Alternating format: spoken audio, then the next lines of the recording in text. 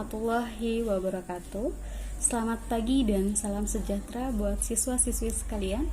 Perkenalkan, nama Ibu Tri Astuti. Ibu mengampu mata pelajaran PPKN dan Agama Islam.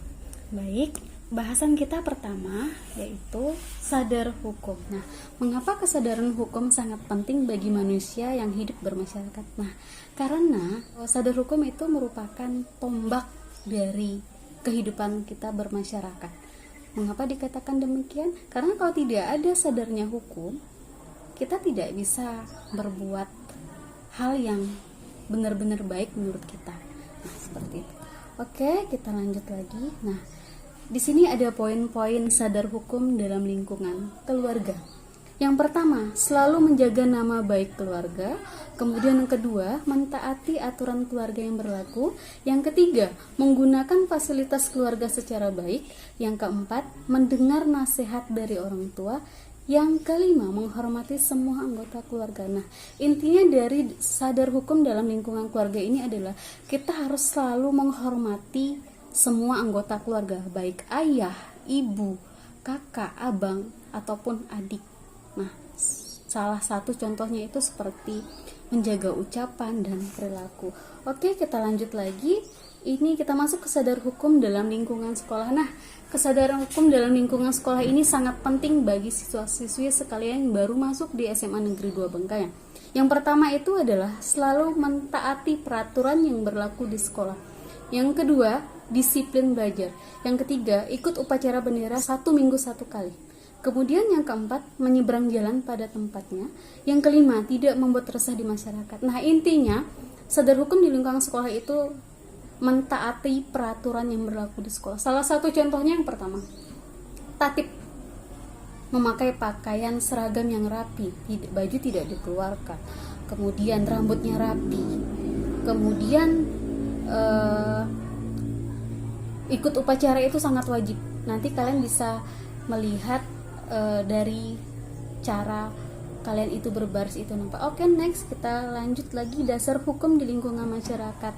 Yang pertama, menjaga nama baik lingkungan masyarakat. Kemudian kedua, menghormati sesama warga masyarakat. Yang ketiga, taat patuh terhadap aturan-aturan masyarakat. Dan yang keempat, tidak bertindak di luar norma. Yang kelima, selalu melihara ketertiban dan keamanan dan ketentraman. Nah, intinya kita tidak boleh berbuat di luar norma seperti mabuk. Nah, itu sangat tidak baik untuk dilakukan. Ibaratnya cerminan itu sikapnya tidak baik. Kemudian kita harus menjaga nama baiknya itu berupa kita mengikuti kegiatan-kegiatan yang positif seperti mengikuti kerja bakti, baik itu membangun jembatan ataupun ikut kerja bakti di rumah ibadah. Nah, kemudian ini yang sangat penting, sadar hukum di lingkungan negara. Itu meliputi menjaga nama baik bangsa dan negara, taat dan patuh dalam menjalankan aturan-aturan yang dikeluarkan oleh negara, kemudian membayar pajak, saling hormat antar sesama warga. Nah, menjaga nama baik bangsa dan negara. Salah satu contohnya itu seperti kalian belajar. Jika kalian belajar, kalian bisa sampai ke luar negeri, sekolah gratis, kemudian kalian dapat beasiswa. Nah, itu sama juga kalian menjaga nama baik sampai ke mancanegara. Kemudian patuh menjalankan aturan-aturan. Nah, seperti membayar pajak. Nah, itu salah satu contohnya. Jika kamu memang warga negara yang baik, patuh akan hukum, kamu akan membayar pajak. Apakah itu pajak bangunan, apakah itu pajak berkendara. Nah, itu wajib, harus dibayar. Oke, selanjutnya usaha pemerintah untuk meningkatkan kesadaran hukum. Nah, usaha pemerintah untuk meningkatkan kesadaran hukum itu adalah mengembangkan dan keputusan di seluruh lapis masyarakat. Usaha ini dilakukan agar tercipta kesadaran dan kepatuhan hukum dalam kerangka supremasi hukum dan tegaknya negara hukum.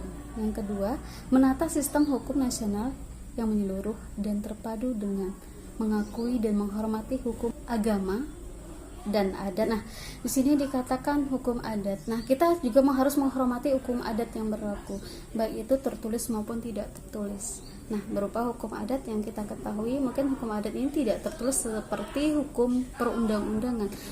Oke, sepertinya materinya sampai di sini. Nah, Ibu harap apa yang telah Ibu sampaikan bisa kalian terapkan, baik itu di lingkungan keluarga, kemudian di lingkungan sekolah, dan yang terakhir itu di lingkungan masyarakat. Nah, kesadaran hukum ini untuk membangun diri kalian sendiri, bukan untuk orang lain. Karena apa? Tiang tombak dalam kehidupan kita itu adalah kesadaran hukum. Jika kamu sudah patuh akan hukum, insya Allah kamu hidup itu akan terarah hidupnya. Jadi tahu mana yang benar yang harus dijalankan dan mana yang salah untuk kamu tinggalkan. Yang berhubung kalian sudah masuk di SMA Negeri 2 Bangkayan ini, nah kalian harus mentaati peraturan yang ada, sama seperti bahasan yang tadi, sadar hukum. Nah, di SMA Negeri 2 Bangkayan ini begitu banyak peraturan yang ada. Jadi Ibu berharap sebagai guru mata pelajaran PKN, kemudian dan agama, Ibu menghimbau kepada kalian semua, mengajak kalian semua untuk selalu sadar hukum dengan peraturan-peraturan yang ada, baik itu berupa pakaian, berupa sikap, semua itu sudah tercantum di dalam peraturan. Dan Ibu berharap semoga kalian bisa memberikan cerminan yang baik untuk adik-adik nanti, kemudian bisa memberikan segala sesuatu yang bersifat positif, baik di akademik maupun yang lain.